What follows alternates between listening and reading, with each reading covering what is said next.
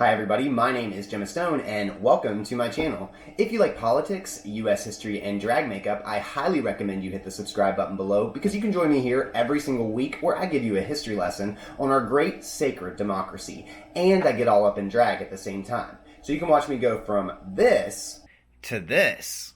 I'm going to be bringing you a fabulous drag transformation, and you can expand your cranium at the same time. For now, grab your makeup brushes, put on those thinking caps, and let's get to learning.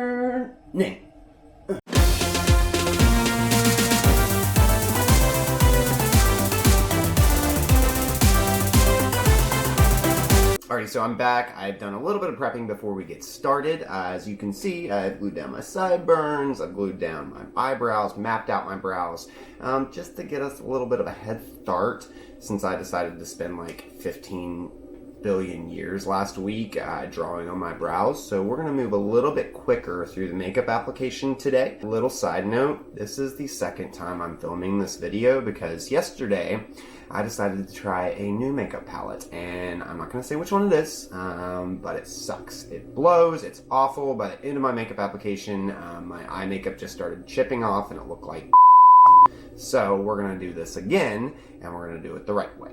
And no, I am not naked. I am wearing pants. I just get really messy when I'm doing makeup, so we're gonna leave my shirt off today. Today's history lesson starts with a little blue dress. This blue dress, and mind you, it was a blue dress from the Gap, nearly tore our nation apart at the seams, and some consider its impacts to be some of the most infamous in US political history. Our story starts in 1995 when a young college graduate named Monica landed an unpaid internship at the White House. Now, that November at the White House, there was a government shutdown, so several White House staffers were furloughed, but not Monica. Because she was an unpaid intern, she was able to continue doing her work. Monica, along with many other interns, moved over to the West Wing at the White House to assist with answering phones and running just day-to-day errands. A little backstory on Monica before we get started, because it's important that we know who she is and where she comes from and what her background is. Monica Sumil Lewinsky was born on July 23rd, 1973 in San Francisco, California. She was raised in the Beverly Hills area of Southern California, so she comes from some monies.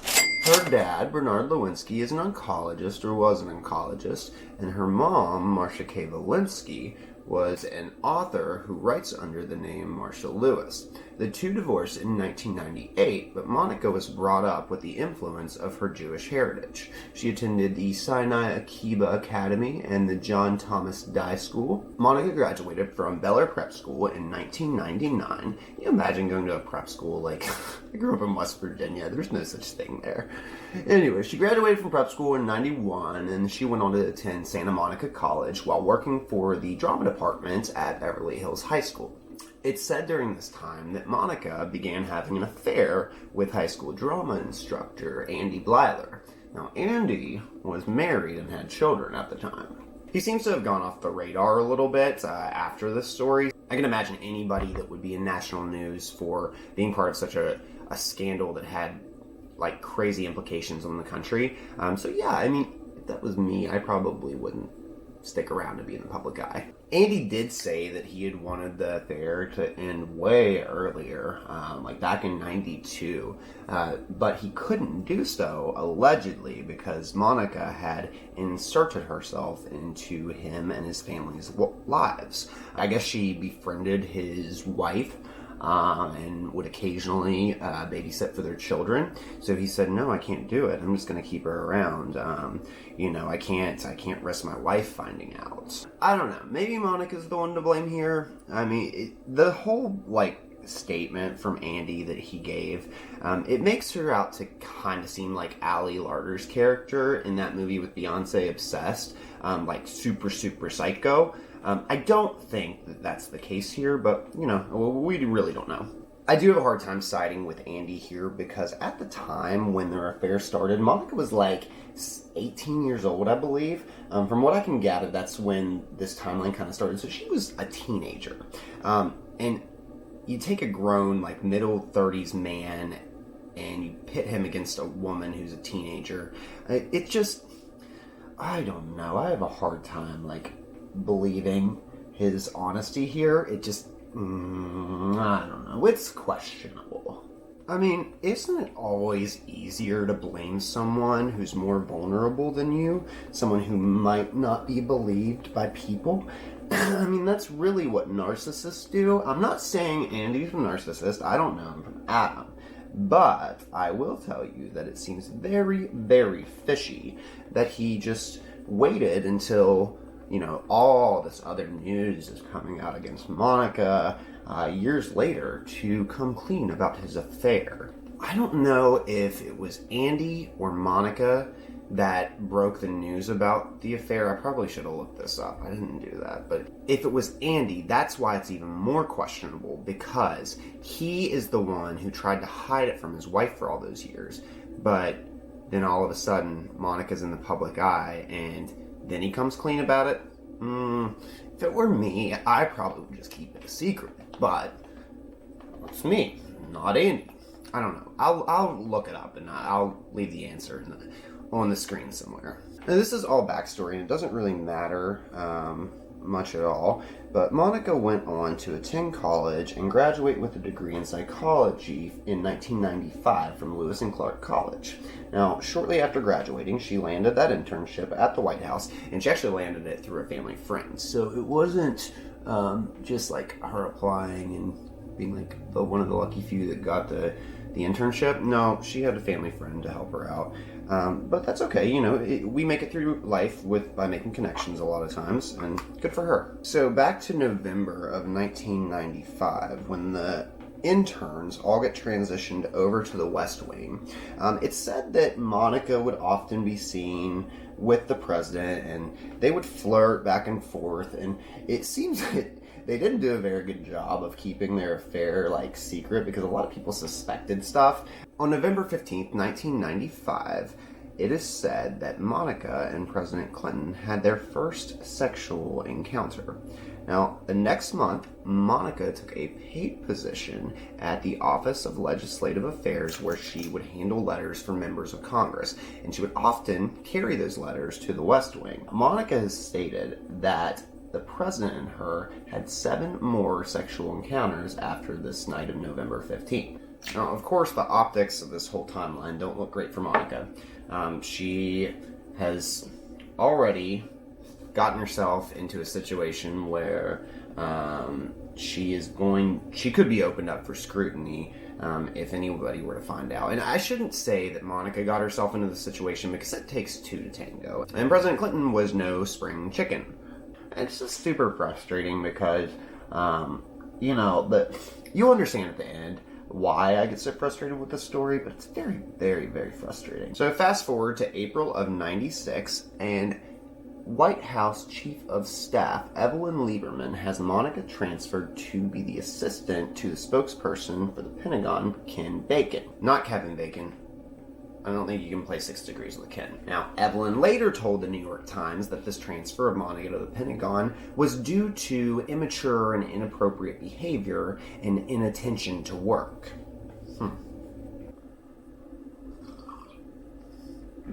After arriving to the Pentagon, Monica formed a friendship with coworker Linda Tripp. Now, that summer, she started confiding in Linda about her ongoing affair with President Clinton. No matter how you feel about infidelity or, affairs or whatever it might be, you will see, and again, this part's frustrating too, that how Linda Tripp went about handling the information Monica gave her is just, what up? And you'll see as we get more into the story that how Linda went about handling the information that Monica shared with her, and even just as a human being, the way she handled it was just gross. After Monica had confided in Tripp took this newly obtained information to anti-Clinton conservative Lucien Goldberg, and Lucien convinced Tripp to start recording her and Monica's phone conversations, which is in complete violation of Maryland state law, which was where they lived at the time. And the end result was hours and hours of recordings of Monica and Tripp's conversations about illicit details surrounding the affair between her and Bill Clinton. The story really starts to heat up here because Goldberg had many contacts, and word of the tapes eventually made it over to attorneys working on a case for a woman named Paula Jones. Paula Jones was a government employee who had accused President Clinton of sexual misconduct when he was governor of Arkansas in 1991.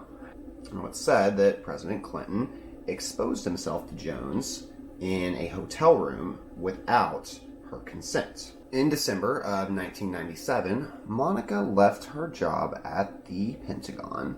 Later that same month, she was subpoenaed by the attorneys working for Paula Jones. Monica denied in a sworn affidavit that she had had a sexual relationship with the president.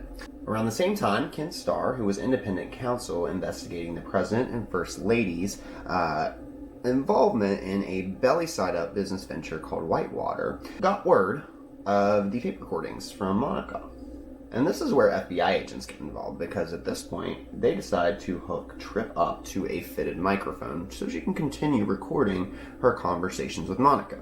And also, Tripp is continuing to play this best friend role with Monica, and Monica's just telling her everything. I mean, absolutely everything. You know, we've all got those friends that we share all those illicit, spicy details with. This is who Monica thought Tripp was for her. Starr, of course, widened his investigation to include the president and Monica's alleged relationship, and federal agents also told Monica that she would be charged with perjury if she didn't cooperate. In January, when President Clinton was deposed by the attorneys working Paula Jones's case, he denied having a sexual relationship with Monica. Now, I'll touch on this a little later, but for those of you who are too young to remember, the late 90s is the time period where the digital revolution was happening, and media companies were having a frenzy. I mean, they were just jumping on board, and I mean, any way they could get information out faster, they were going to do it. Prior to the internet, we had three main ways of getting information: television, radio, and newspapers. So when the digital boom occurred, you know, people can access information in real time, anywhere, any place. On the 17th of January, 1998, the online conservative news source The Drudge Report published an article stating that the president was having an affair with a former White House intern. The next day, Monica's identity was revealed on the same website. A couple of days later, mainstream media companies picked up on this story, and our nation was enveloped in political scandal. Then we had President Clinton at a press conference who said this. But I want to say one thing to the American people. I want you to listen to me. I'm going to say this again. I did not have sexual relations with that woman, Miss Lewinsky. I never told anybody to lie, not a single time, never. These allegations are false, and I need to go back to work for the American people. Thank you.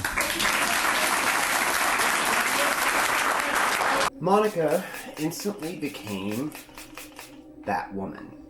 And over the next few months, grand jury trials continued to move at a rapid pace. President Clinton still continued to maintain his innocence. In March, he formally invoked executive privilege, and on April 1st, Judge Susan Weber Wright dismissed the Paula Jones case. About 2 weeks after that, Starr filed a sealed motion in U.S. district courts requesting testimony of Secret Service agents. It was April 18th that U.S. News and World Report published a story that a retired Secret Service agent had given testimony in front of a grand jury, and he had said that during one of Monica's White House visits, the president told him to shut the door, she'll be here for a while. President Clinton continued to maintain his innocence and refused to acknowledge any further on the relationship between him and Monica, other than that she was a previous White House intern.